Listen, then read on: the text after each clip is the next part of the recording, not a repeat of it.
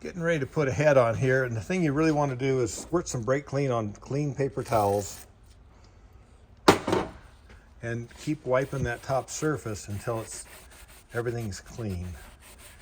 The gasket goes on dry, so that's my first wipe of this head, and I'll just keep doing that until everything looking pretty darn clean. If I get it all clean, I really don't need any gasket sealer for these Cometic head gaskets that we use.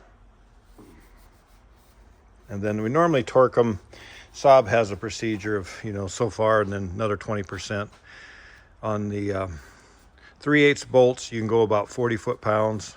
On the 7/16, you can go about 50 foot-pounds. And then I just recheck the torque. I don't actually undo the bolt, take torque off. I just recheck and make sure that they're still holding at least that 40 or 50 after first warm up, and as many times as you want, especially after it's sat all winter. You want to get on there with a torque wrench and just be sure you can still hold 50 pounds torque for the 7/16, 40 pounds on the 3/8.